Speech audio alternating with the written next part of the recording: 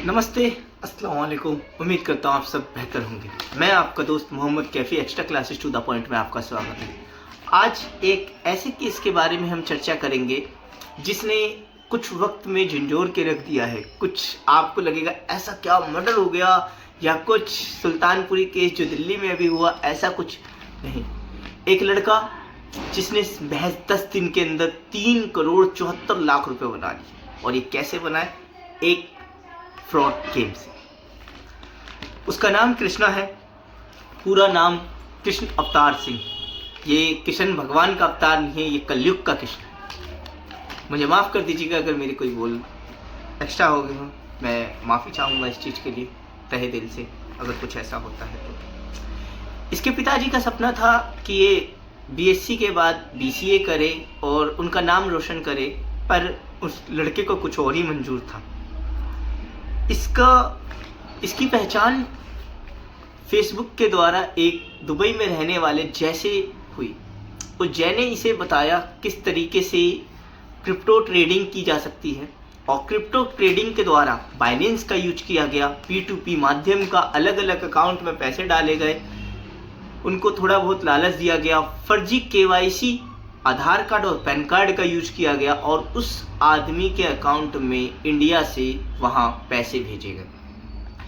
Binance के ऊपर इसलिए संकट आ रहा है, जिस तरीके से FTX डूबा, अब बाइनेंस पूरी तरह से, क्योंकि इंडियन गवर्नमेंट एक बहाना ढूंढ रही थी बाइनेंस को कैसे भी टारगेट किया जाए, और अब बाइनेंस रडार में आ चुका है। देखना है कि बाइनेंस अपने आप को कैसे प्रूव करेगा, क्योंकि एक तरफ तो ये कह रहा है कि फर्जी आधार कार्ड और पैन कार्ड का यूज किया गया, तो क्या आपके पास ऐसा कुछ विकल्प नहीं है? क्योंकि बाइनेंस ने हाल फिलहाल एक चीज़ तो अपडेट की थी कि आपके UIDAI की वेबसाइट से लिंक आता आधार ऑथेंटिकेशन का, तो वो चीज़ें अच्छी थी। P2P के माध्यम से इन्होंने कम से कम 10 करोड़ से ज़्यादा लोगों को ठगा, ये एक बात कहा जा रहा है। और जैसे जब फेसबुक पे बात हुई तो उन्होंने एक बड़ा लालच दिया होगा, और पुलिस इसमें कई लोगों को लगातार ढूंढ रही है। और जिस तरह से क्रिप्टो में ने इसने अर्न किया, और पुलिस को जब इस बात की भनक पता चली, तो पुलिस ने ये देखा, पहले सिविल पुलिस जो वहाँ की थी उन्होंने देखा यूपी का लड़का है जो कानपुर में रहता था, लेकिन जब पैसे वैसे आ गए तो लखनऊ शिफ्ट हो गया। ये तो स्टेटस आता है ना कि अगर आपके पास पैसे आ गए, आप अपने आप को डेवलप कर रहे हैं, तो पुलिस ने उसको अरेस्ट किया और कोशिश करी है दूसरे लोगों को किया जाए।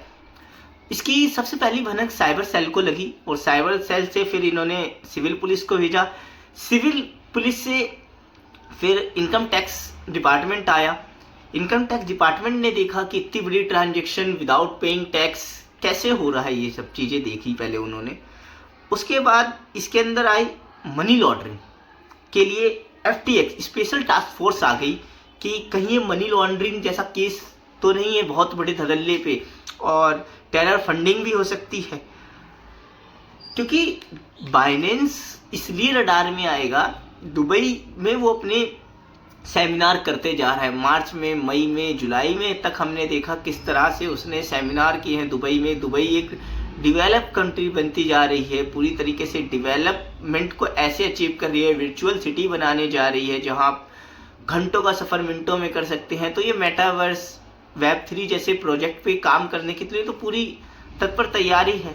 अब ये देखना है कि दुबई बाइनेंस को किस तरीके से लीगल करेगा अगर इस तरह की घटनाएं ऑल ओवर वर्ल्ड में आ रही, क्योंकि क्रिप्टो स्कैम एक बहुत बड़ा हब बन चुका है। माइटोकन, AI tiger, big crypto fox and बहुत सारे आपको ऐसे मिल जाएंगे। ट्रस्ट वॉलेट में भी कई हाल फिलहाल हुआ था कि एक के 4, 4.5, 5 करोड़ रुपए डूब गए थे, क्योंकि वो कीन रिकवर नहीं कर पाया था और किसी और के पास की गई, उसने पैसे अर्न कर लिए। बाइनेंस ने FTX को डुबो के एकदम सनसनीखेज और अपने आगे टिकने नहीं देता है। लेकिन अगर सरकारें आ गई तो बाइनेंस का क्या होगा, ये सवाल हमेशा बना ही रहना चाहिए। और जिस तरह से हमें ये देखना है कि हम अपने बच्चों को फेक गेम से कैसे बचा सकते हैं।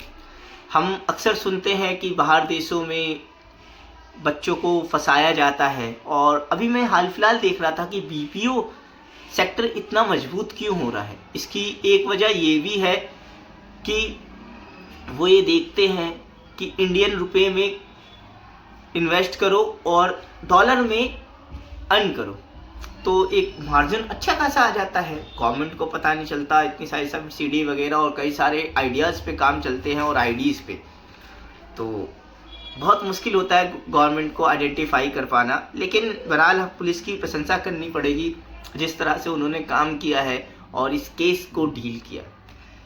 बहरहाल हम ये देखेंगे कि हम अपने बच्चों को कैसे बचा सकते हैं इन फ्रॉड गेम से, क्योंकि हम सबको सतर्क रहना पड़ेगा। और अपने एटीएम कार्ड पे डबल ऑथेंटिकेशन रखें, दो तरीके का।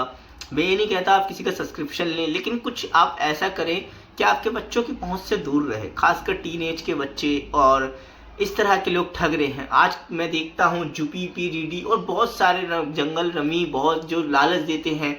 एक आंटी आती है यूट्यूब के ऐड पे, कहती है मैंने 1.5 करोड़ रुपए जीते 2000 रुपये से। आंटी क्या बात है, मैं आपको 10,000 रुपये देता हूँ, मुझे भी कुछ दिला दो, 2 लाख दिला दो। रिस्क नहीं लेगा भैया कोई, आपके पैसे डूब जाएंगे, बेफिक्र रहिए। तो आप सावधान रहें, सतर्क रहें, अपने बच्चों को बचा के रखें और चैनल को ज़्यादा से ज़्यादा लाइक सब्सक्राइब करें। जहाँ तक होगा मैं आप लोगों के साथ हूँ, बट टेक केयर, ख्याल रखें अपना, बाय।